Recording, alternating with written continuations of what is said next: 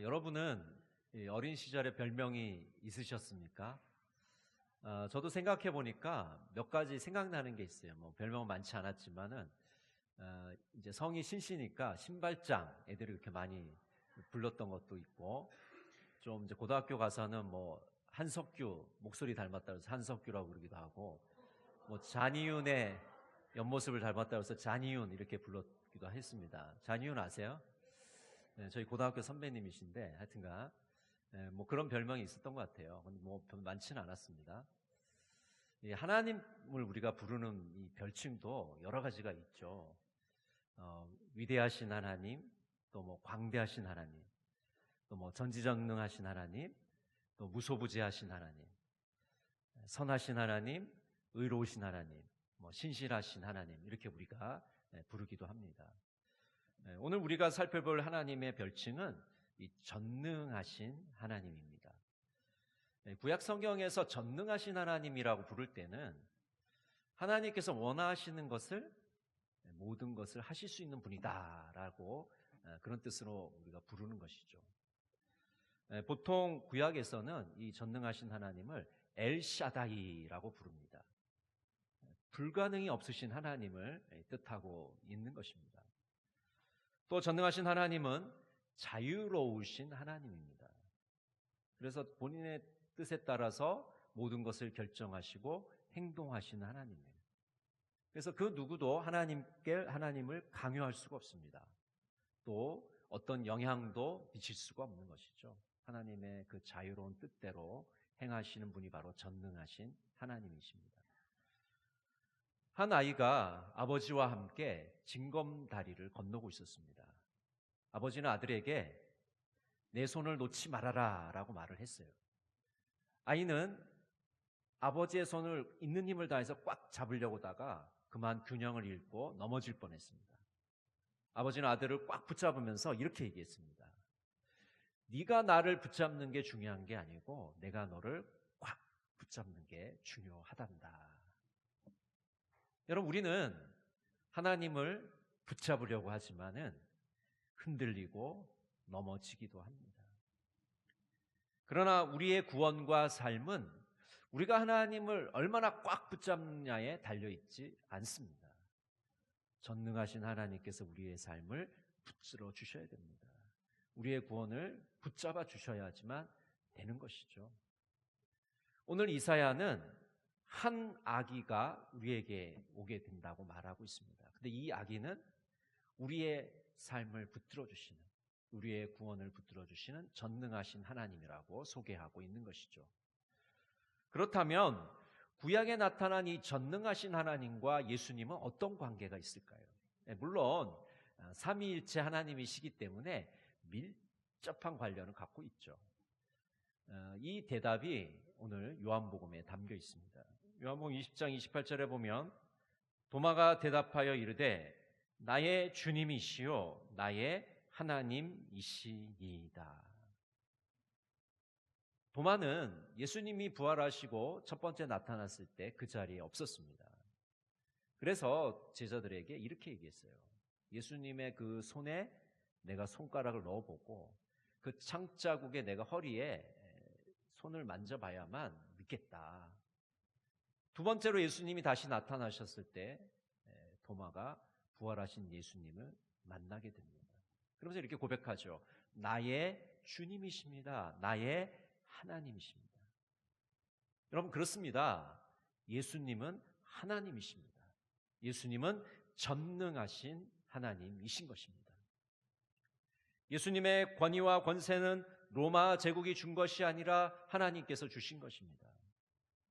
예수님의 권세는 세상이 준 것이 아닙니다. 하나님으로부터 나온 권세인 것이죠. 하나님 나라의 권세입니다.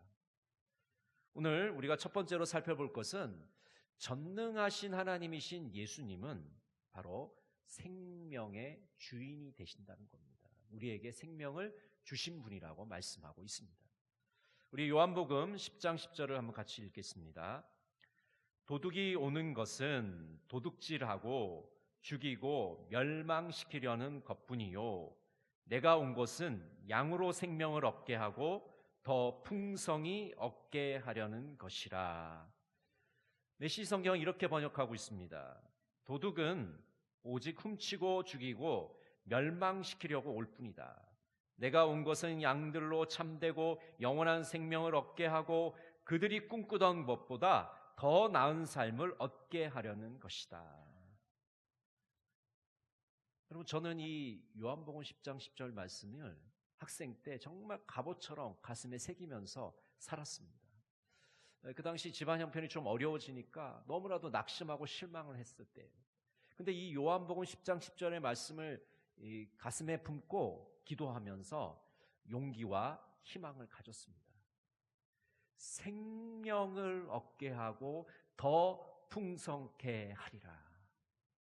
여러분, 우리 예수님이 그런 분이시잖아요. 우리에게 생명을 주시는 분이고 거기에 그치는 것이 아니라 더 풍성한 생명을 주시는 분입니다. 믿으십니까?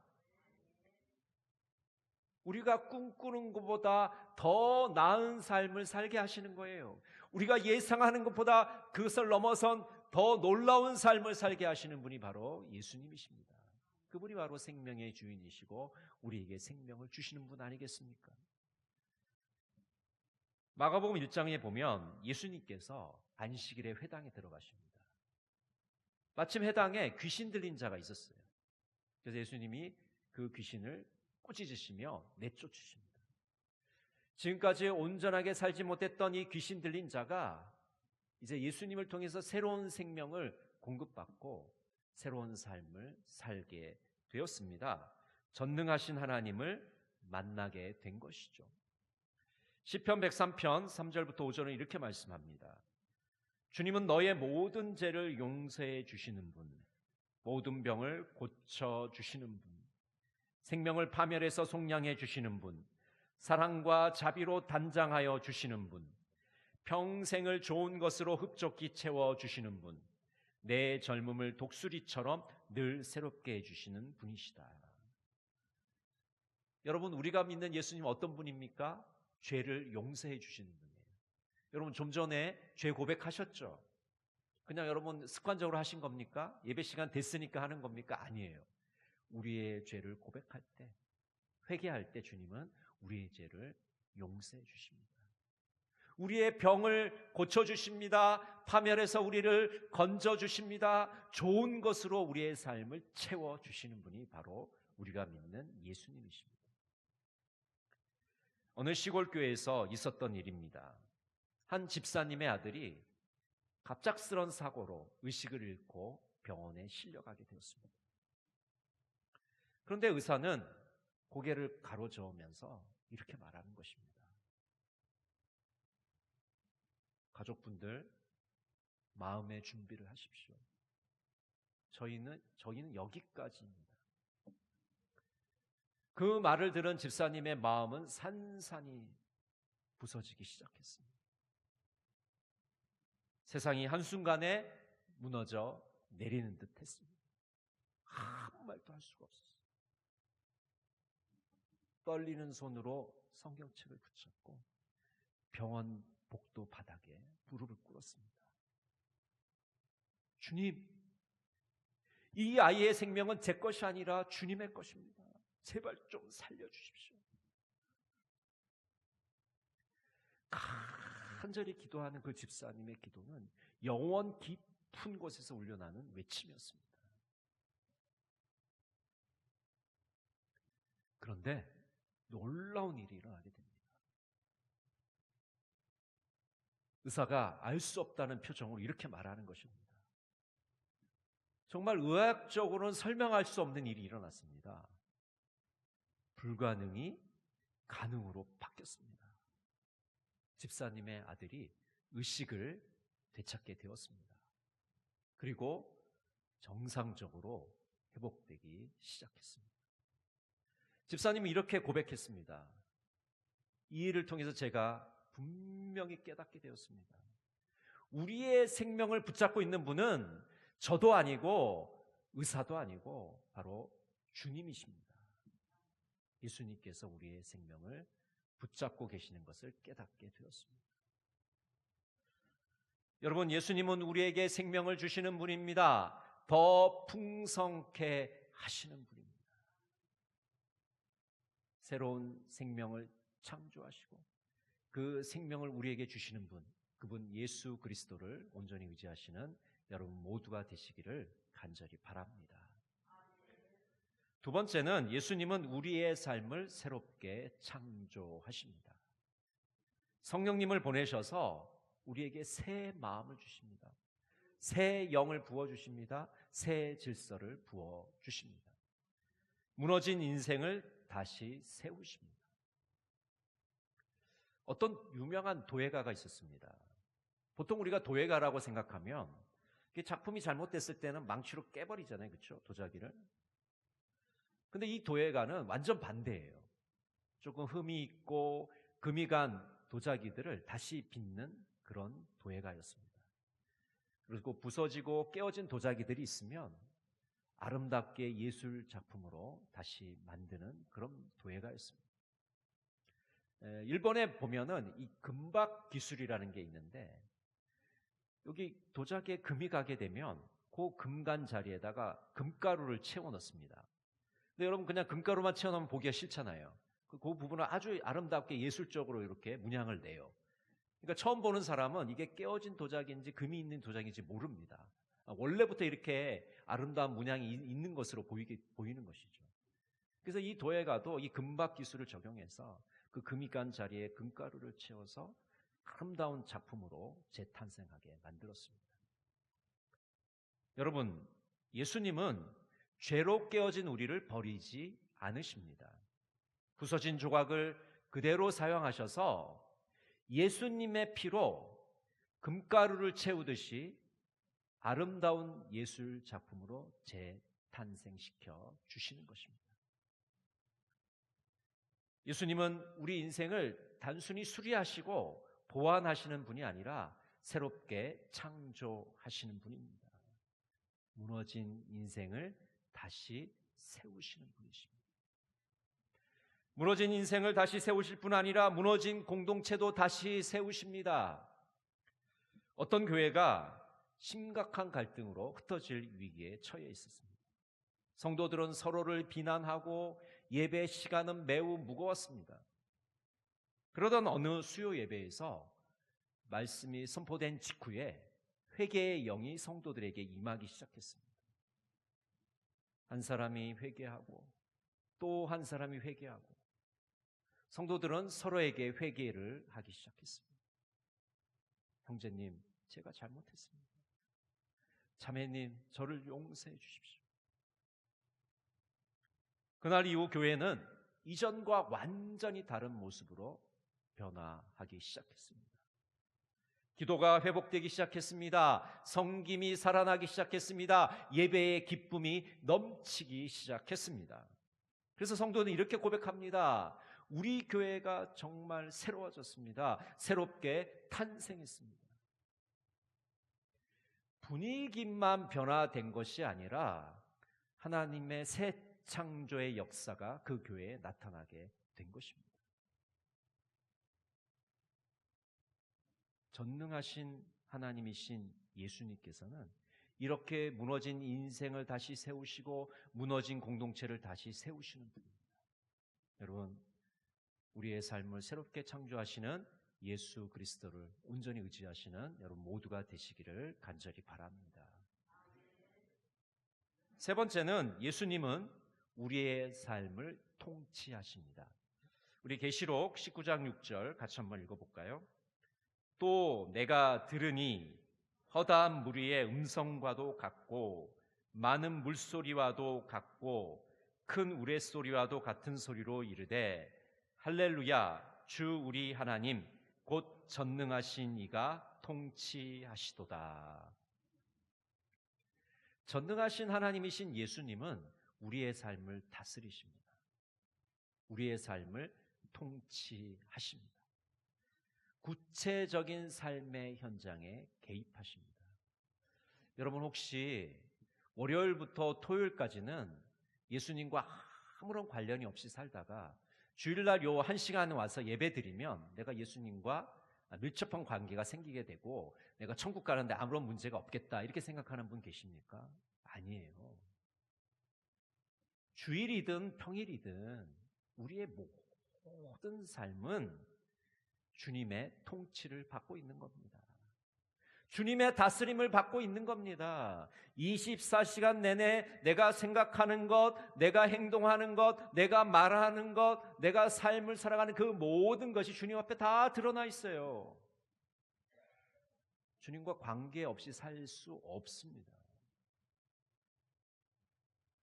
신앙생활이 종교생활, 그저 교양, 액세서리와 같은 그런 삶이라고 생각하지 마십시오. 주님께서 우리의 삶을 다스리고 계시기 때문에 우리의 일거수일투족을 다 지켜보시고 살펴보고 계시는 것입니다. 주님께서는 우리의 삶을 성장시키시고 거룩하게 빚어가십니다. 우리를 위해서 오늘 또 일하고 계십니다.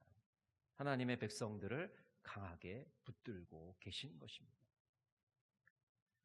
한 남자 성도가 오랫동안 담배를 끊지 못했습니다. 의지로도 안 되고 결심해도 끊어지지 않았습니다.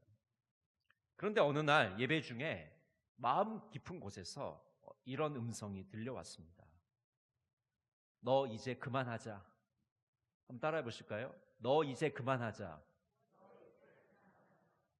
누가 들려주신 겁니까? 네, 주님께서 들려주신 거예요. 너 이제 그만하자. 부드러운 성령님의 음성을 듣게 되었어요. 그래서 정말 신기하게도 그날 이후부터 담배가 싫어지게 된 거예요. 담배 냄새도 맡을 수가 없었습니다. 그래서 그분이 이렇게 고백하는 겁니다. 내 의지로 담배를 끊은 것이 아니라 주님께서 내 마음을 바꾸셨습니다. 내 안에서 역사하셨습니다. 여러분, 주님의 통치는요, 강요해서 억압해서 바꾸는 그런 통치가 아니에요. 부드럽게 우리의 마음에 찾아오셔서 우리의 내면을 바꾸시는 그런 통치입니다. 억지로 강요해서 결심한다고 바뀌는 그런 삶이 아니라는 것이죠.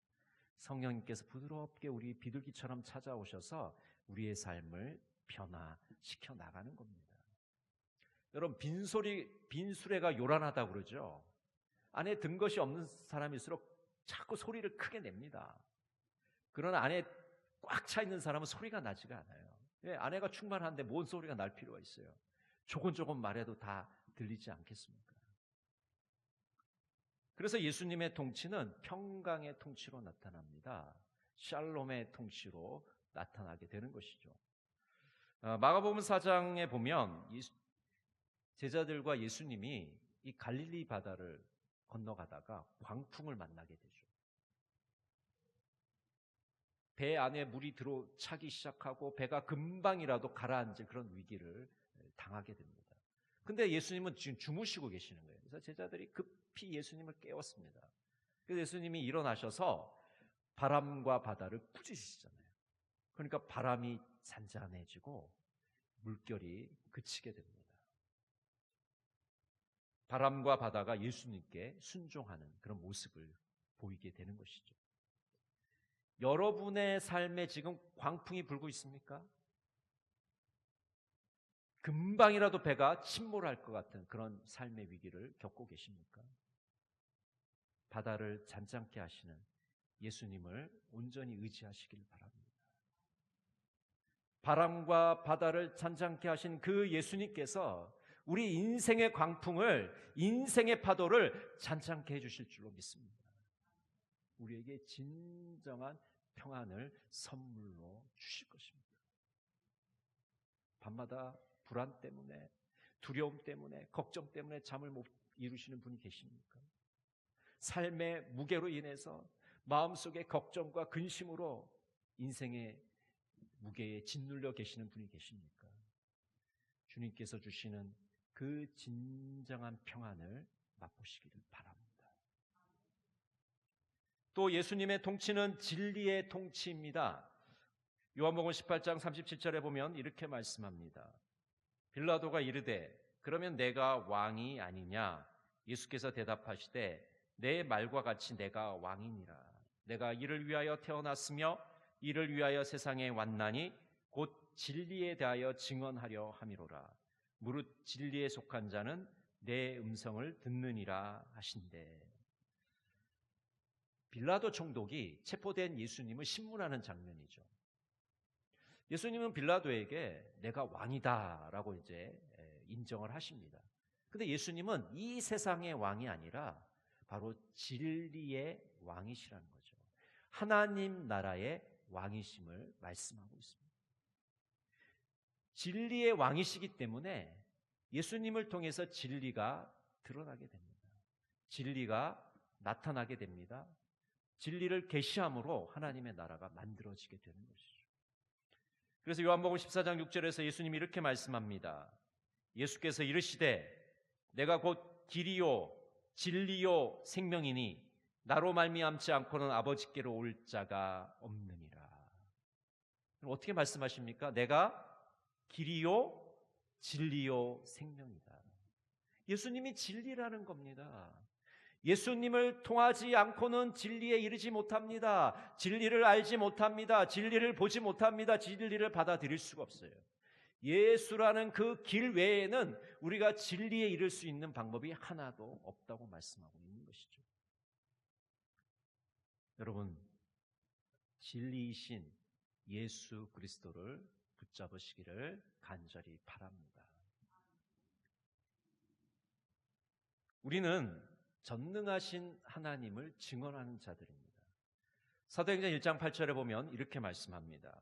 오직 성령이 너희에게 임하시면 너희가 권능을 받고 예루살렘과 온 유대와 사마리아와 땅끝까지 이르러 내 증인이 되리라 하시니라. 여러분, 예수님의 제자는 어떤 사람입니까? 예수님을 증거하는 사람입니다. 예수님을 소개하고 예수님을 자랑하는 사람입니다. 예수님이 우리의 구원자임을 전파하는 사람입니다. 그래서 주님께서는 성도들을 사용하셔서, 교회를 사용하셔서 이 세상에 화해와 용서를 가져오십니다. 회복과 구원의 역사를 일으키시는 겁니다.